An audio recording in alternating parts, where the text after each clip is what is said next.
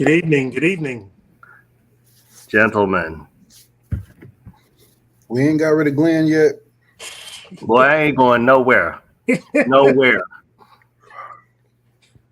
Well, I need to put something on my head, man. Yeah, man. I feel like it. I feel like it. Being it is that I'm the youngest one here and the only one with hair. Well, John, you're on mute. Yeah. You're talking. We can't hear you if you're talking.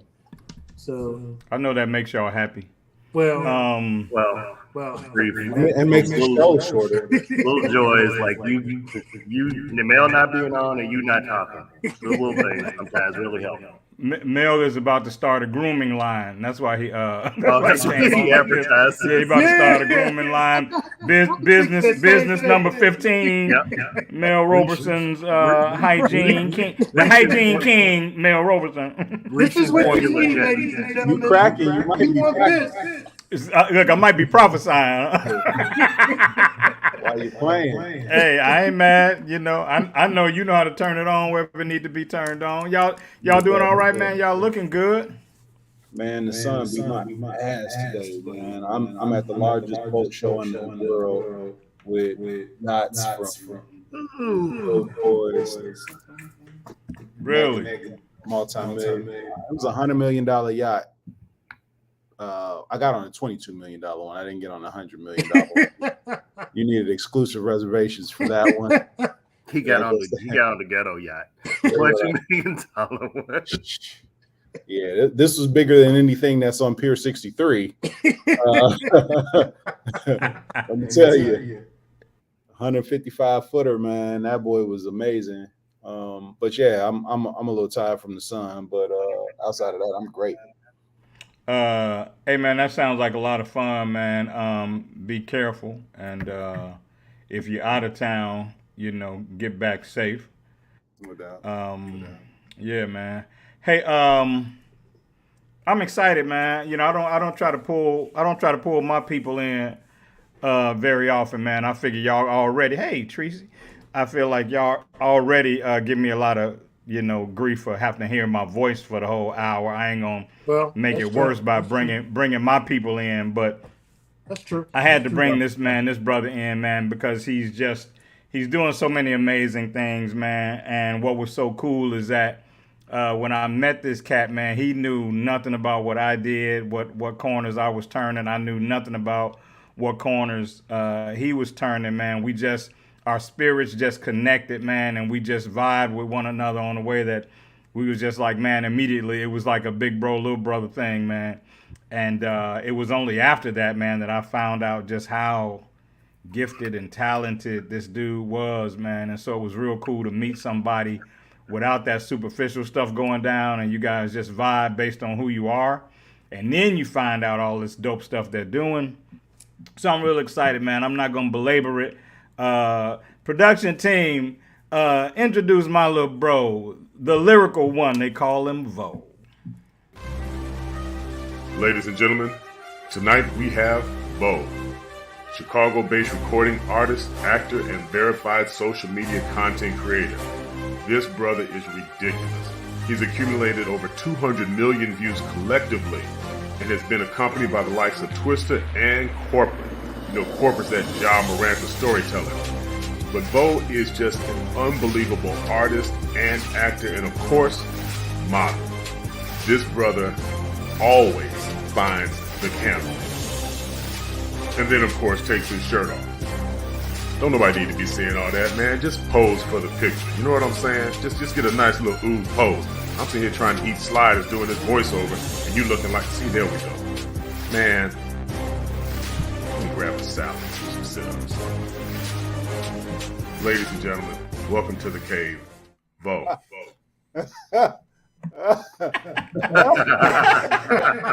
Hey man, I think you outdid yourself, Raj. That may have been the best intro ever, man. Let me go grab a salad. Wow. That was phenomenal. Oh my goodness. I ain't got to be the one to take the heat this one because usually, bro, they crack it on me. So I'm glad you're here. Glad you're here. Dang. But Vo, you gotta tell us the truth, because Sean been calling you his little brother. You know you met him last week in Hyde Park. Sean just be claiming people. He be adopting people, taking them in. We're trying to get it out. Yeah. Man, I actually met Sean at a mutual friend of ours, and like he said, I had no idea what he do. He was just such a nice guy, and I'm on like my little positive type of thing, and he was so positive, man, and we just hit it off, and I started calling him my big brother, and he played a role. He played a role pretty good, man. I got nothing but love for that guy. He my big brother too, because he's about 10 years older. He my little brother because I think I'm older. No, I think we like cheek to cheek, neck to neck, Robert Hazard. I just wear it better. Ouch. Sean coming out. Yeah. Hey man, I gotta say too, the pictures that you see of Vo in the fitness competition, I took those pictures. He took those, yeah. And he and another couple of mutual friends of mine, man, were in the competition, as well as his brother and his dad, like sponsored the whole fitness group that competed in it. But dude, to watch them go through what they have to go through to get their bodies in that space. I mean, we hanging out and he can't eat. He eating like 4 or 5 string beans and chicken breast and trying not to let that kill your mood, because you're not a lot of fun to be around when you got to eat like that. At all. Yeah, man. But very proud of this dude, man. I'm more proud of his humility, man, with everything that he's done. When you find out everything that he's done and you go, I know people that act like they God's gift that ain't done an eighth of what this dude has done, and so that to me says that the ceiling is high for him to carry that stuff, and not be a different dude, because he's already such a humble dude. So hey Vo, I want you to take about a minute, man, and just people that don't know who you are, haven't seen you, tell them who you are, what you do, where they can find you, and then we're gonna dive on into the show. Okay. Well, you can find me on Instagram under Lyrical Ivo. You can find me on YouTube and Facebook under Vo Music. And I pretty much was able to build a platform of just sitting in my automobile, putting the phone on the dashboard and just recording myself rapping. And it started doing good, 10, 15,000 views, 25,000 views. After a while, it was getting up to 500,000 views overnight. And then I started incorporating other guests in the car. And man, I mean, I got videos as big as 30 million, 20 million, 15 million, and it landed me here with you gentlemen tonight. Well, it made us land you is more like it, man. But I can't tell you enough times, man, how glad I am that you're with us, man. I hope this ain't the only time, and I'm looking forward to your energy, man, on tonight. Yeah, man. Anything going on with anybody, man, that they want to share besides Mel's burning boat, sunburning boat stories? Shout out to Benita Johnson, who hosted us in Richmond a few months ago and is going to host us again in DC, coming soon. So people in DC, get ready for a live version of Live from the Cave. And she kicks off Wine Crawl in DC this weekend. So just wanted to shout her out. She is also the owner of Exclusive White and soon to be Exclusive Red Wines, which we'll have a bottle here on the show we'll be helping promote. And we're supposed to get back out to Richmond sometime soon, isn't that right? Yep. Yep. Yeah, that's the goal for probably in the spring. Oh, is it the spring? Yeah. But I want to let people know too that because we are going to DC on Saturday, there's still opportunity for people to come hang out with Glenn and I and Benita and have some wine together for coming this Saturday. Awesome. Vo, I want you to know your man Dan is just checking in, man. He's messing with me through text on the side, man, because he's watching you do your thing. So shout out to Dennis Monroe, man, who made this friendship possible. Hey, man, question for you guys, man. Take a minute thinking about it. What are you most proud of in your personal life, in terms of what you've sought, what you've achieved, how you've lived, might not even be goal oriented. It might be something more personal, but tell me what you are most proud of. If somebody was eulogizing you and you wanted them to be able to stand there and say, but you may or may not know this, but he was the most proud of this. Robert, what would that be? It would be my children. Stop stealing my answer, dude. Well, I'm glad He stole everybody's answer. Yeah. I'm glad he let me go first. Can't steal mine. I'm good. You know, so yeah, I'm definitely most proud of the fact that I have two, amazing. Glenn, kids. I heard that. I just want you to know. Oh, was on mute. Okay. Yeah, and I'm proud of my daughter and the things that she's doing, as well as my son. They're both upstanding adults at this point. I was just talking about them this evening. That I'm proud of that, but I'm also proud, Sean, that I've gotten to be 59 years old, and I've had an amazing life, and I'm not done yet.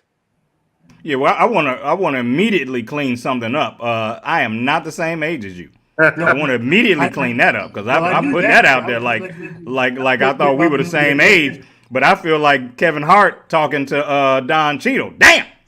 Okay. Apparently Robert wears it better. What'd you say, Mel? Apparently Robert wears it better. Wow. Even after you compliment Mel, he dings you. That's shut bad. up, Glenn. That's all right. Abusive relationship. Nobody's talking to you. You don't matter. Mel, what are you most proud of, man? Well, it can be the same. I mean, even though it's the same, it's not the same, because your children aren't his children. So there are different reasons that you're proud of your children. Better than his children. Let's go there. Okay. No, I'm just kidding. And by the way, Robert, you gave two answers. He said most proud of, so you don't get to be proud of yourself and your kids. Okay. I knew it. One thing.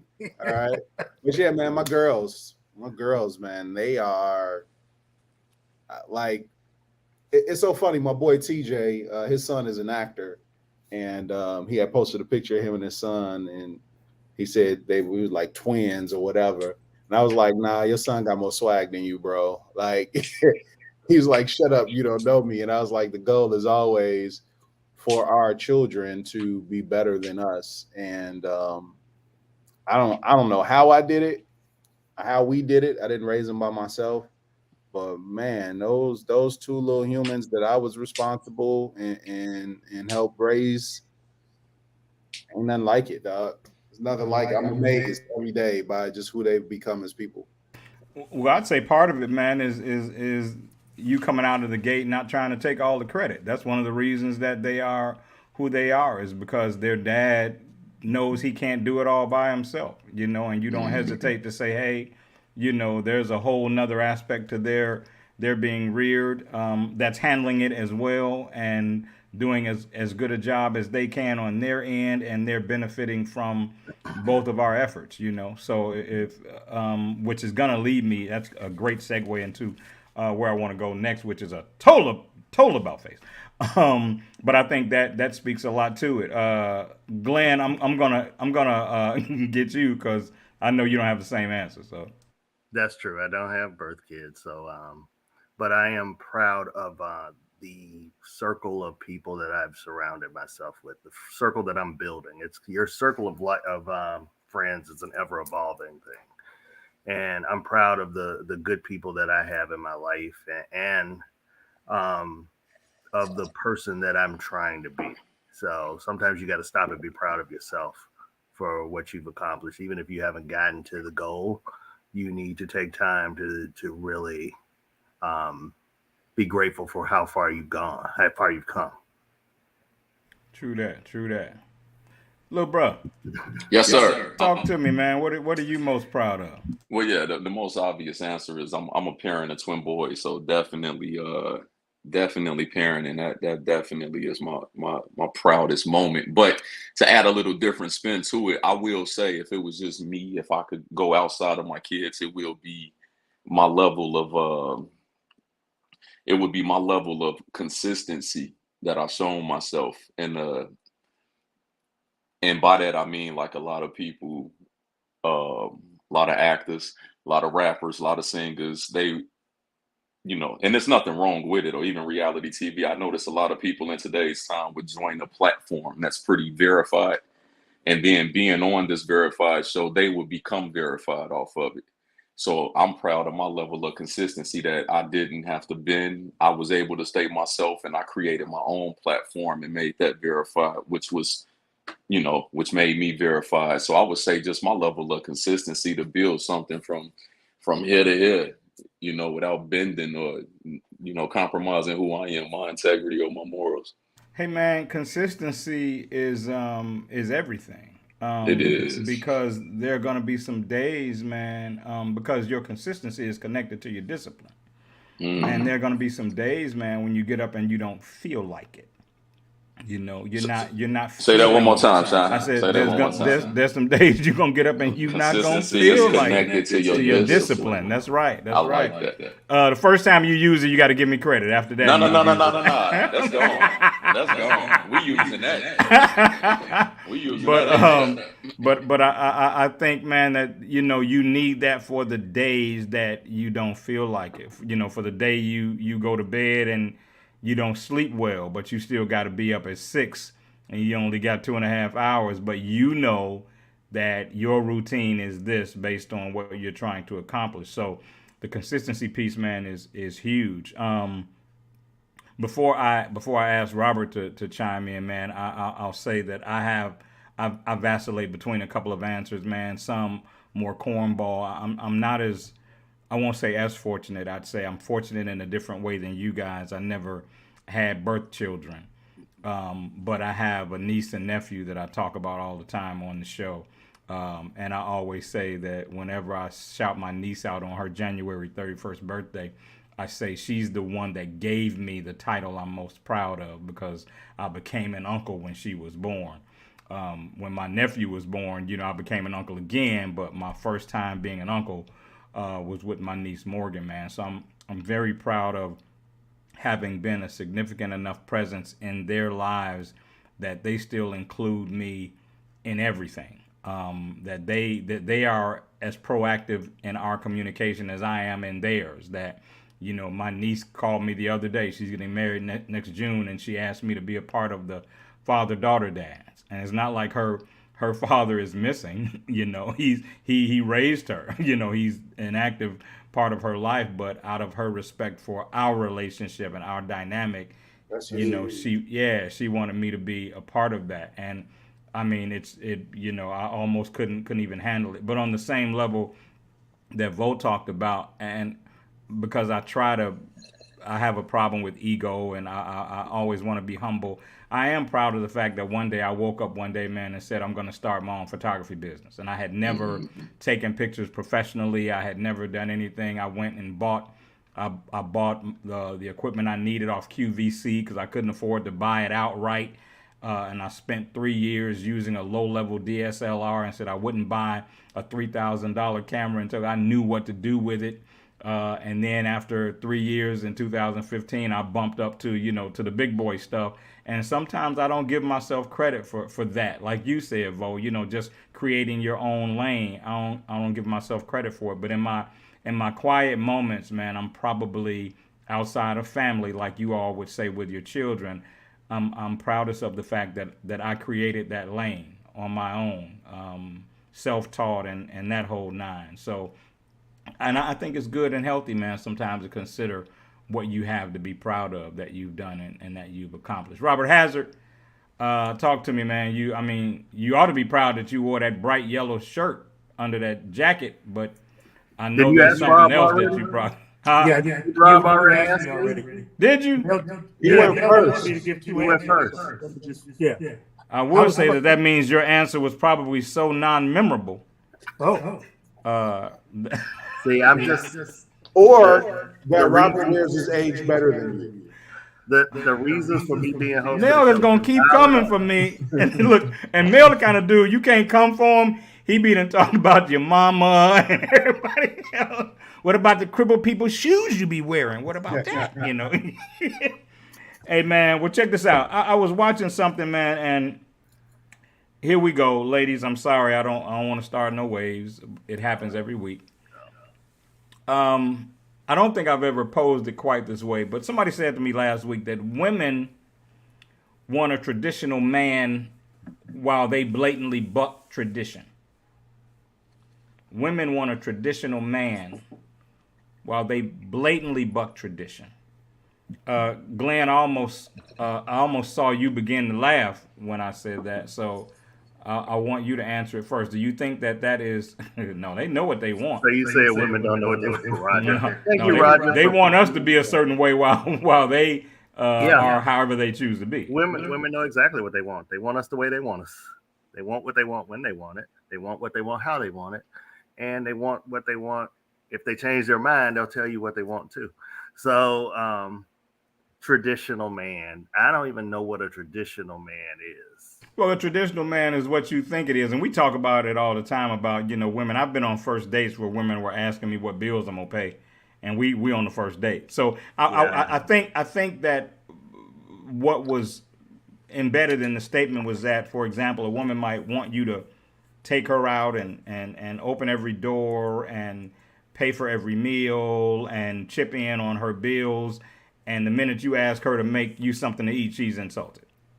Well, see, my version of a traditional woman, I have to look at the women that surrounded me in my life and raised me, and they weren't asking men to pay their bills. They were working 1, 2, and 3 jobs.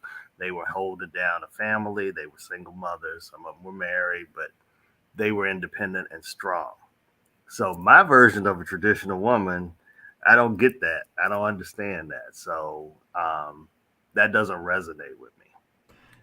Vo, I know you. We got a few years on you. I would hate to be exposed to what I don't mean no harm, but I kind of know your age group, and it just seems like there's so much drama in that space.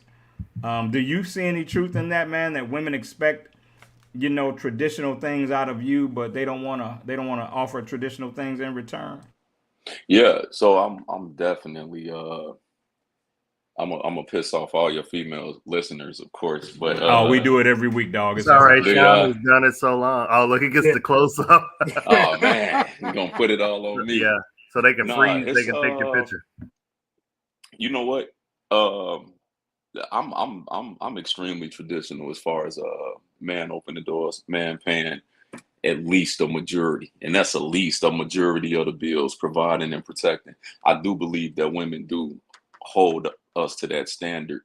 I do believe there's some good women out here that are traditional, but if you want to speak majority, just from what I see with my eyes, hell nah. It ain't too much traditional about these women. And when I say traditional, I mean feminine traits. This is where I offend everybody, but low body count. Yeah.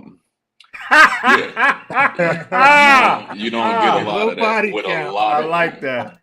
And I know it'll probably piss off a lot of women, but if we just have to be real with each other, I'm not speaking on all women, but a majority, far from tradition. You hear these women saying they don't need a man. That's definitely not tradition. Traditional woman would never say that.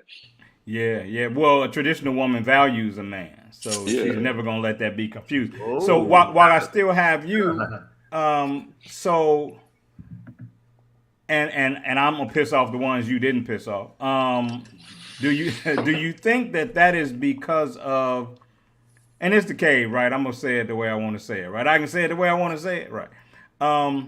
Do you think, man, some of that is connected to the fact that a lot of these ladies have come to idolize the Nicki Minaj's, the Megan Thee Stallions, I don't want to just say the influence of music necessarily, but because the reality show, ladies, they have their degree of influence as well. But it's like they have all of these polarized images of women that oftentimes are so far from traditional women, and they embrace what those ladies, bring to the table, and start to kind of mimic them. You know what I'm saying? And so Do you think that that is an influence on them? The fact that they're, part of them are trying to live like the Nickies and the, you know what I'm saying? Do you think that's a part of it?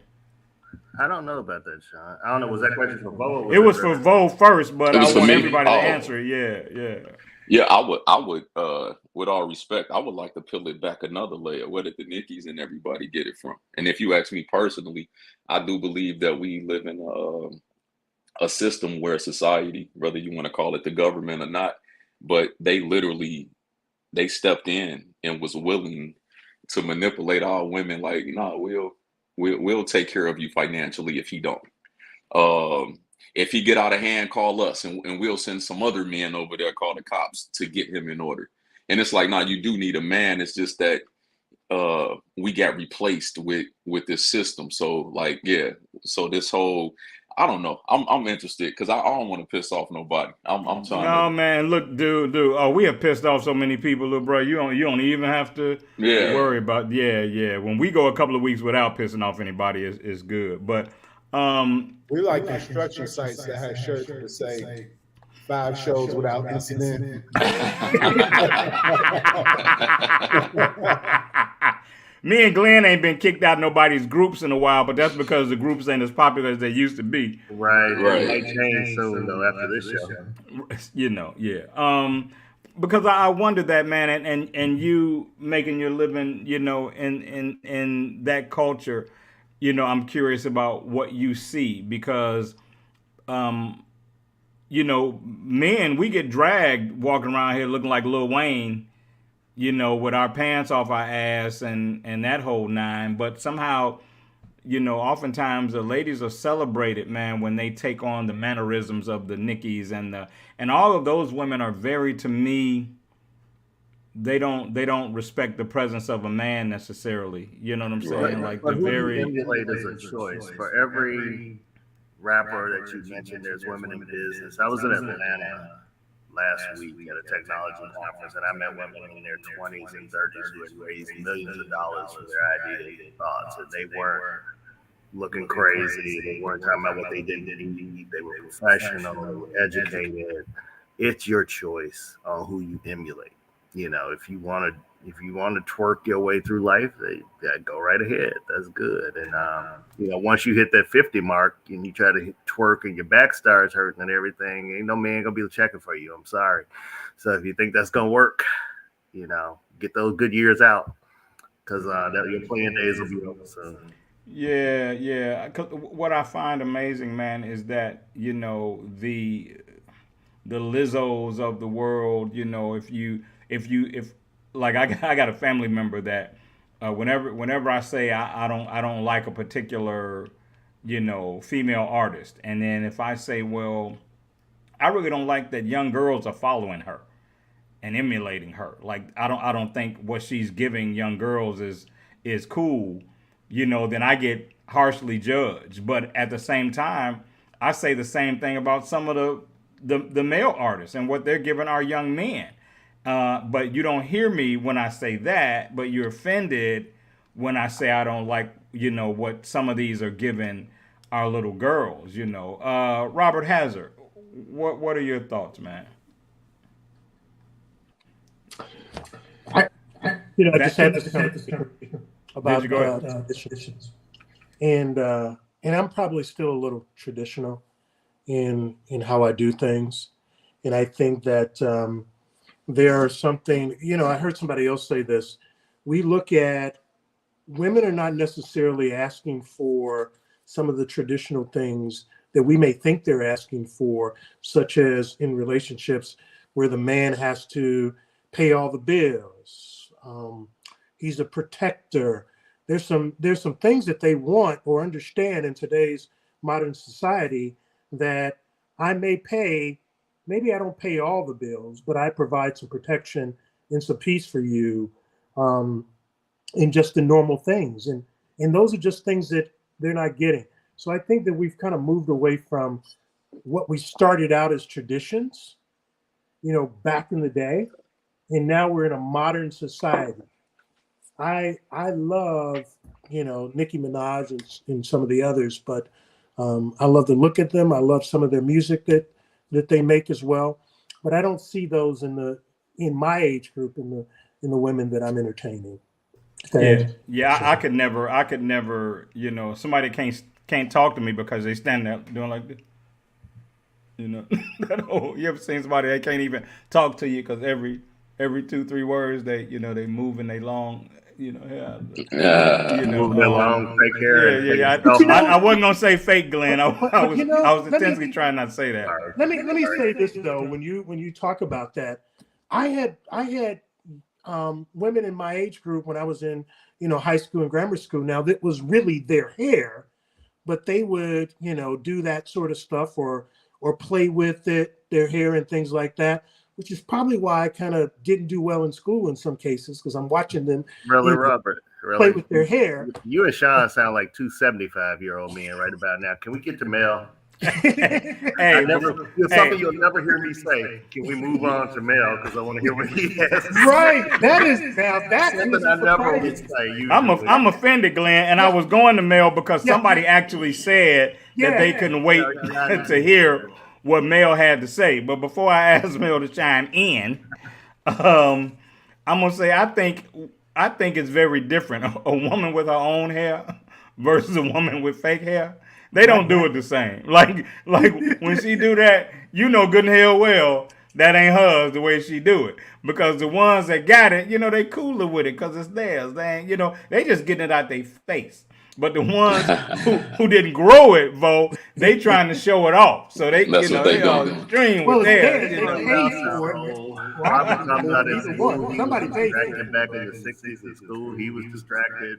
Sean talking about long hair. Mel, what say you? I want you to remember this, Glenn. I want you to remember this. It'll never happen again. Yeah, because this is really interesting. Yeah. Hey, Roger, pull this in. This is a moment. I'll deny it. I'll do like Trump. I'll deny it even though you got it on tape. Mel, somebody specifically said they wanted to know what you had to say about this. So you have the floor, my brother. So the show's recorded, so Glenn will always have it. Let's start there. Fake news. And everybody needs a role model, and I'm happy to be yours. Roger. So let me go ahead. All the time. Just talk. So let's dive into it. So I do believe in some of the stuff that Vo was saying, that systematically in our culture, let's talk about our culture. I don't want to do a blanket question. I hate blanket questions even for our culture to a certain degree extent, but I do think that systematically there have been some things that have been put in place to disrupt how we are as a family unit. So I agree with that. The other thing that I would have to ask, though, is whose traditions are we looking at, and what generation do we consider traditional? Robert brought up a good point. The examples that we had and the traditions that we learned are not necessarily what we follow today in a modern society. I grew up with a dad, and a maternal grandfather on my mom's side that taught me how to be a gentleman, that taught me that a gentleman always carries. I actually carry handkerchiefs, right? Not pocket squares for my suit, but cotton or linen handkerchiefs, one for my nose, one for my face, and one for a woman in distress. Like I always have a new handkerchief on me to hand a woman if she needs it, right? But those are traditions that, number one, aren't modern traditions, right? So when we look at traditions, how are they passed down?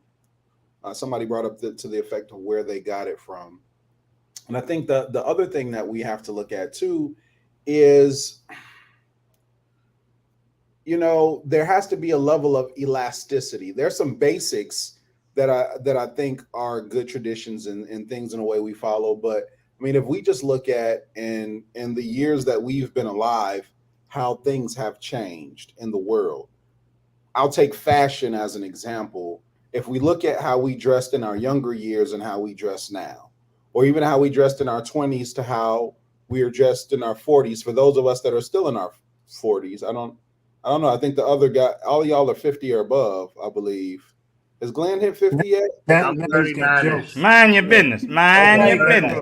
Right. So outside of Vo, ladies and gentlemen, just so you all know, I am the youngest one. No, you're not. I'm the youngest, but go ahead. You're going to finish soon, right, Mel, before the show ends. But yeah, so Our show. those are things that I look at, and what traditions do we honor, and what do we look at as important? And when two people come together, are there things that if we're talking about base level, opening doors, pulling a chair out, being a gentleman, yeah, but there are levels to tradition, levels to who's financially responsible for what, levels for being a protector and a provider. I was courting a young lady some time ago, and we were talking about vacations, and she was like, well, if I got to pay for anything on vacation, then I don't need you. I could have went on vacation alone.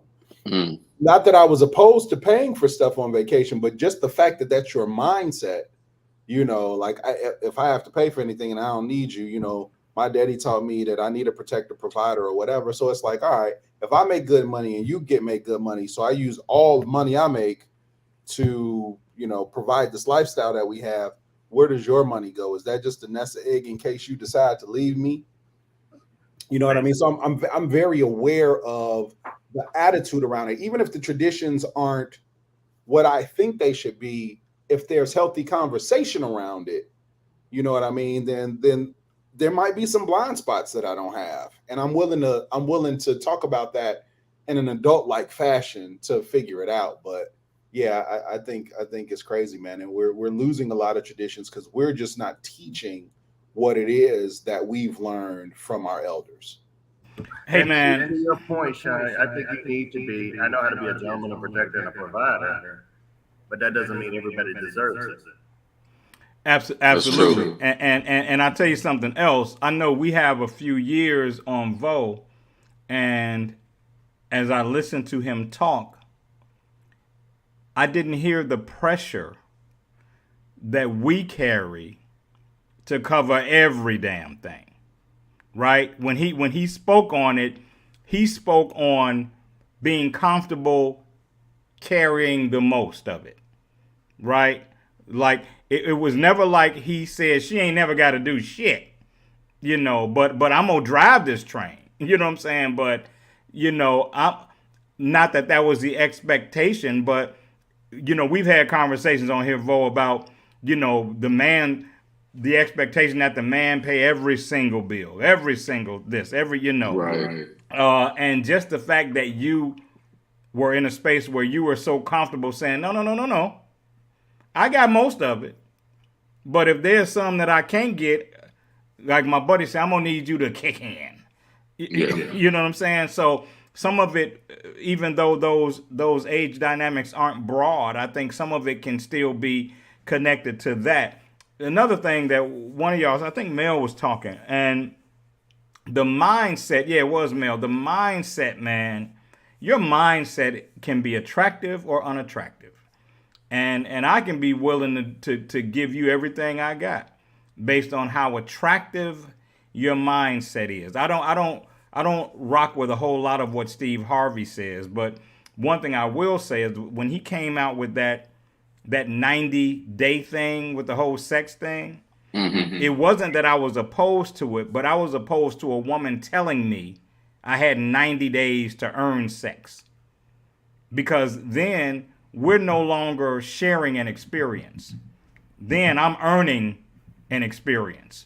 You're on the clock, basically. Right. I gotta do the shuffle and dance well enough so that at day 90 we can lay down. And so to me, you should write a book called Day 91 because a lot of y'all was waiting on that 90 days.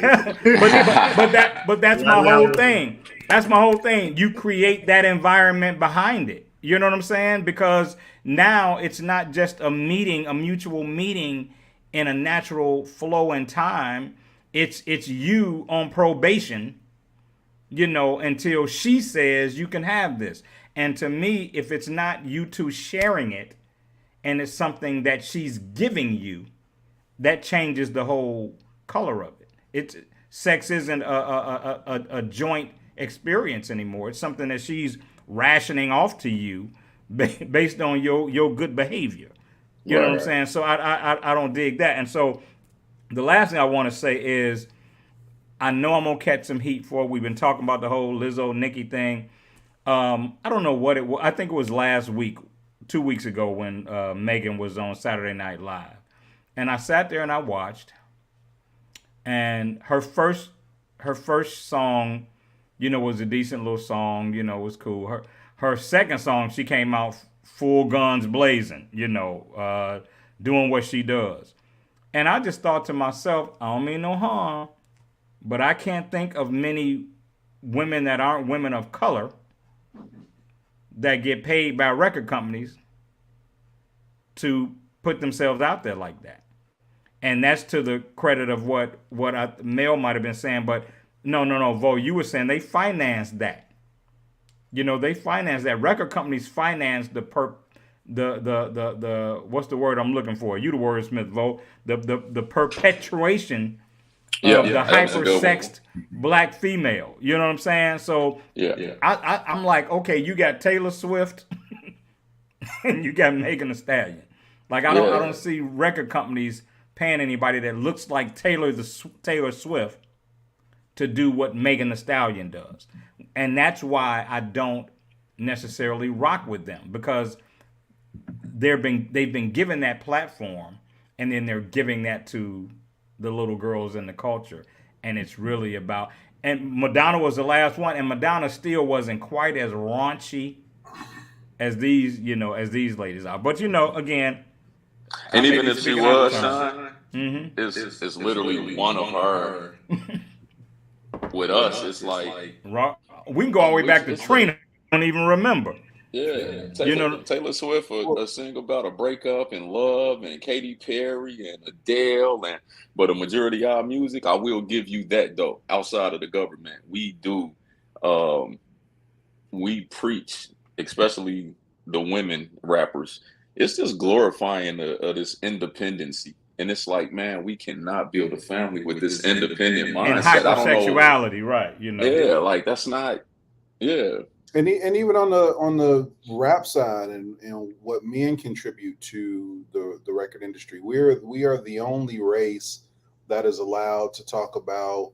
I mean, some white artists talk about drugs and drug use, but not to the level that we talk about. Not only drug use, but drug sales, right. And killing and murder, and what I'm gonna do. I'm gonna take your whole family out, and all of that stuff. So that's there, and I mean, to a certain degree or extent, we glorified it. I mean, I grew up primarily on '90s hip hop, man, and even on my workout playlist now, some of the stuff I listen to, the message doesn't resonate in my soul. It's like it's a good beat, but even if I go back to listening to Notorious Big, lead a preacher coughing up blood in his pockets like Rabbit is. Yes. And I'm like, this dude done robbed the preacher. He killed him. You know what I mean? So we live in a society where systemically we've been given these types of things that are okay for our people, but it's not okay for anybody else. No, absolutely. And Will Smith gets mocked for not sending that message. He's too soft. We so backwards, right? Yeah, backwards. Parents just don't understand, and he's a lame. He's a mark. He's rapping the dance tracks, and he's a lame, but not cussing. But then the people that are putting out a message that historically is destructive to our community, and letting people that don't look like us pay you to do it, and you know what I'm saying, it's kind of like pay you a salary to do it while they make billions off of it. Right. Think about it like this. I think I sent you all this on Instagram. I forget the young lady's name, Dr. somebody who teaches on systemic racism and all that other stuff. She said, we had years and years of slavery, years and years of trauma, no therapy. Right. Mm-hmm. All these years of trauma, no therapy. Then slavery is over. Right. Still more trauma, no therapy. Right. Y'all are free, but we're going to hunt y'all down. We're going to hang you. We're going to kill you. Yeah, that was a good one. No therapy. And then fighting for rights because we're not human, because we can't drink from the same fountain. We can't go to the same. No therapy, but as soon as something happens with the white shooter and it's a mental health issue and all of this other, it's just different. So they've never really cared about the psyche of our people and what has been passed down generationally, right? The body stores trauma, and it's crazy to think that our parents, grandparents, great-grandparents, so forth and so on, could have passed down this trauma genetically. It's crazy to think that. However, it is happening, you know, and even in society today, we got to be cautious. White people don't have to have conversations with their kids about what to do if they get pulled over. Trauma. Hey, Mel, I think that you touched on one of the parts of it that I think is the most significant, and that is the fact that so many of us refuse to embrace the fact that it's passed down. You know, they can't respect the connection that it has to you because it's not your lived experience. But that's not the way life is. That's, you know, you can be handed down things in ways that you don't even understand. And so I think so much of that trauma and damage presents itself in the lives of people that look like us. And I think those of us that are strong enough to kind of recognize it for what it is, you know, you got to see the enemy before you can face the enemy. And if you never see the enemy, then you're going to do the enemy's work. Right. And so a lot of times we've never taken the time to say, OK, this is actually what I'm facing. So I have to be intentional about fighting it.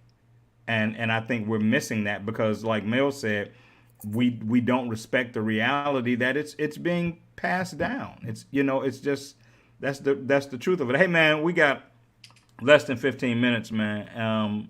The hour goes fast, little bro. I told you. I see. Yeah, man. We just getting started. Right. You know what I'm saying? And I want to switch gears, man, for just a little bit. I saw a movie clip, and it kind of struck me. It was a young lady. She was talking to her mom, and her mom had been cheated on by her dad, and it had happened. Maybe a little bit of time had passed since it happened, but the revelation was new to the daughter. And the daughter was so destroyed by the fact that her dad had cheated on her mom that she was miffed as to why her mom stayed with her dad. And her mom said, of all of the good things he had done over all of the years they had been together, she couldn't leave him for the one mistake he made. And it made me think, because there are some things in our lives that we give that kind of value. You know, it doesn't matter how many years of good you have put in. It doesn't matter how much good you've done in their lives. You do this and all bets are off. And it made me understand more how I've never really seen infidelity as the ultimate deal breaker anyway, but it made me understand how people can find themselves at that fork in the road and still stay, right? And so I just want to know what you guys think about that. You with a lady, you've had 10 years, she's had your back, you know, hospital, sick, helping you raise your kids, yeah. She makes one mistake that is significant for you, because infidelity might not be significant for you. She makes one mistake that's significant. She runs up the credit card. She lets the car get repossessed because she ain't paying enough. Whatever it is that you're hypersensitive about. Can you isolate that one mistake and hang on the 1,000 things that she did right before that and still stay with her? Robert? I knew you were going to come. Well, the good stuff I got to give you first, you know. So first of all, let me say this. I've learned to be a forgiver. I want to go back and say what I learned in therapy that I didn't know. Epigenetics is also trauma that is passed on through our family line that we don't know that we have passed on to our kids. So that's much like what Mel was just talking about with the other stuff. Absolutely. Yeah. So it's epigenetics, and it's so that is what we pass through, you know, our line. But I I'm a firm believer in forgiving people and not holding grudges or not keeping track of the injuries and things like that they do. So I don't have this list that says, you did this on XYZ time period. So I am a forgiver, but that's only because, Sean, that I believe that the vow that we make with our partners in marriage should mean something. So, but everyone today does not believe in the whole vows, is because we can get divorced now for irreconcilable differences, but I also believe that things can be reconciled. So I think that is something that we as society created that sounds good, um, that there's no hope. All hope is lost. That's not true. That's a false narrative that's been pushed down and continues to be pushed down. And there are those people that believe that. So you won't. So the long and short of it is, I believe everything can be worked out. And I'm not trying to keep track of all the injuries that you've accumulated in our relationship. I hear you, Glenn. I'm asking you the same question, of course, but I'm also trying to sort through why particular things are so hurtful for us. Okay. Right. Well, I think that's a good question. One of the things you mentioned about the scenario you presented was that the daughter was impacted by it. So I think deal breakers, or I think when you think of the things you do in a marriage and in a union like that, it's not just the direct effect on the wife, it's how you affect the family and the family unit. So now this young lady is going to grow up, and I've met women like this who had fathers that cheated, and every man in their eyes, they look at every man, they carry that trauma with them. To Robert's point, they carry that trauma with them, and now they look at every man as a cheater. So you start out with a 0 and have to work your way up to 100 with them because of what their father did. We've seen it in the women we've dated. We've seen women who've dated who've been divorced. And But let me ask you this though: is it fair to give something that much power, or hear me out, or are we really giving ourselves an excuse to give it that much power? Well, fair doesn't come into play when you're talking about your feelings. Fairness has nothing to do with feelings and emotions and everything else. You get so you feel like irrational feelings are justifiable? Not justifiable, but they're real. People will. Irrational to who though is the question. Yeah, it's rational exactly to the person who feels it. They think it's well. I give an example. I give an example when I say irrational to who. All I'm saying is this. I remember a first date I had with a lady, and she was picking me up. And she was outside my building. I was supposed to meet her outside the building at 8:55. I got there at 8:59. The entire night was like I had spit in her mama's face at her daddy's funeral. To me, that's irrational, right? That's I'm getting that behavior from 4 minutes. Being 4 minutes late. So right. There is a place that irrational is just irrational. Right. But to that person, that was her, and I don't want to say it was her trigger, but that was her, line in the sand. It was a stupid line in the sand, granted, but it was her line in the sand. And who am I to say what your line in the sand is? We should talk about dating is you making up the rules of engagement for who you want to be with. That's the definition of dating. You can stop liking somebody because you don't like you don't like the color of their eyes, or you don't like the length of their hair, or you don't like, the cologne they wear, the perfume they wear, or how big their nose is. Yeah, that too. Or how yellow their shirt is. Thank God I'm not dating you, okay? I play on this side of the field. I don't got no problem with anybody that play on the other side of the field, but I play on this side of the field. Can I jump in? Absolutely, you can. So, this is an interesting question because we have to look at the weight of the offense to the other person. Robert said, well, for me, it's not a deal breaker or whatever because I take my vows seriously. Well, Yes, and the flip side of that, there was also a vow to forsake all others. So if they didn't honor the vow to forsake all others, right, and y'all are not in the type of relationship where there's an agreement where you can sleep with other people or whatever, because that's your agreement, that's your thing. So if you said, all right, forsake all others, then there's this infidelity, and it's like, well, I'm expected to put up with this infidelity because I took a vow, when in all actuality, you didn't respect the vow of forsaking all others.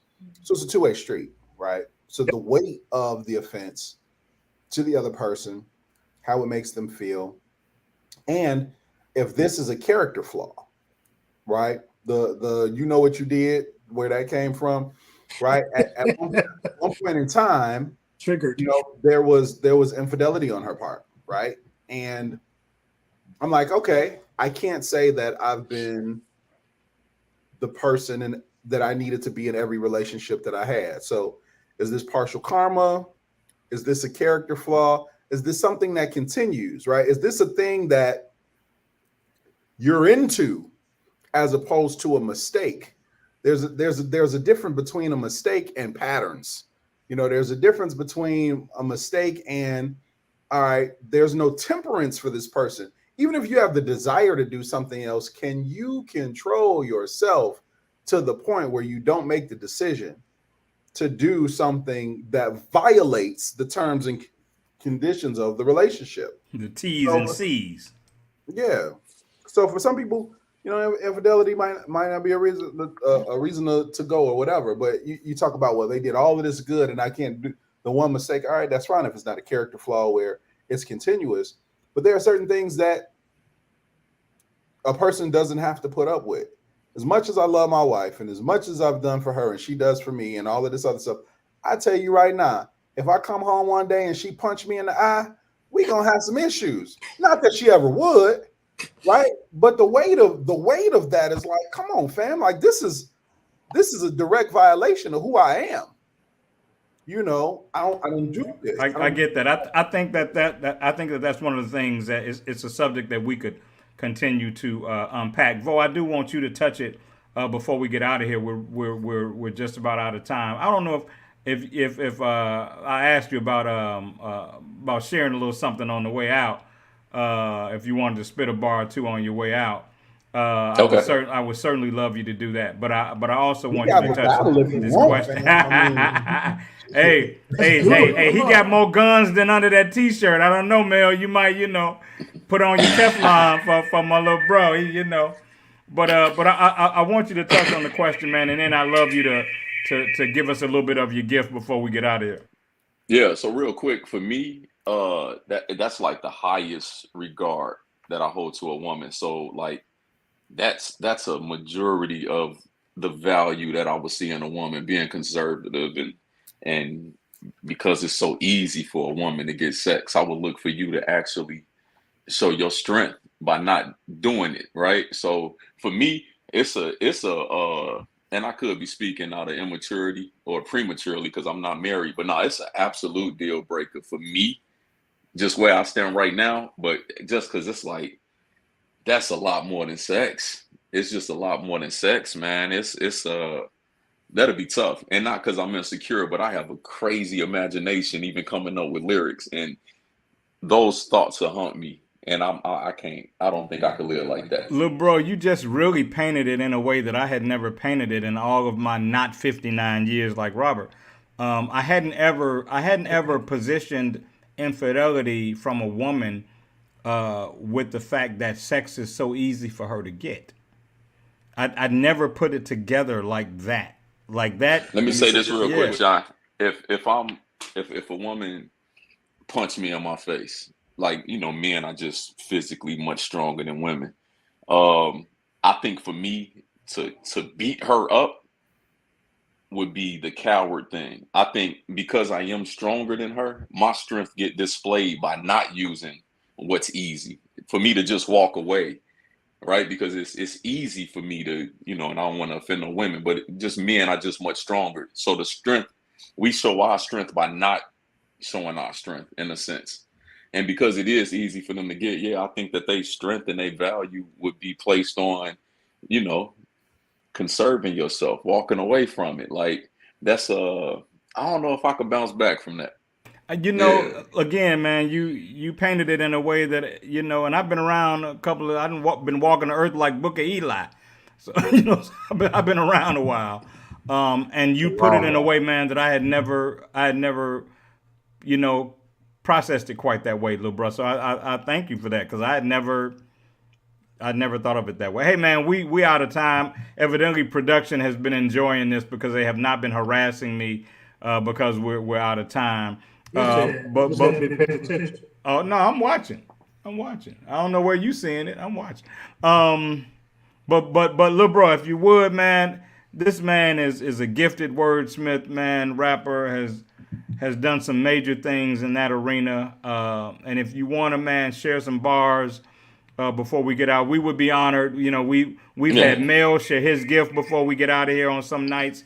So I would ask you, man, to share some bars with us. And then don't leave afterwards, you know, like I told you, we're going to meet in the green room. Ladies and gentlemen, my little bro, Lyrical Vo. Yeah, let's pick up on what we've been talking about all night. This ain't no mistake on what we living through. It's a lot of poison in the music that we listen to. Somebody asked me why you triggered by the men in blue just for killing niggas when you niggas killing niggas too. Oh, systematically, only pushing poisonous music. I see their strategy. What the heck you think was going to happen to our mentality when treated like some animals, not a part of humanity? Insanity. Imagine if I hit record and rapped out killing gays, going overboard. I'm sure that my career is headed for the morgue. But if I rap about killing niggas, I get more rewards. Funny how I'm more adored. Nigga hate I'm on this turf, and the racists hated that I'm on this earth. I got 2 pistols at my head, and what I feel the worst is knowing both would kill each other just to do it first. How was that? Ladies and gentlemen, hey, man, we enjoyed you. We appreciate you. Again, I don't bring many of my people through the cave, but I'm so proud, man, that you answered the call and came to hang out with your big bro and his crew, man. Don't leave. Ladies and gentlemen, my little bro, Lyrical Vo, you know how we get down every Thursday at 9. We appreciate you guys rocking with us for the last 3 years. Until next Thursday at 9, it's been Live from the Cave for sure. Camped out at home for COVID? Join us, Indie TV, where you will see the talk shows, movies, drama, action, and comedy. Be the first and see it first. Sign up now for free at Indie TV.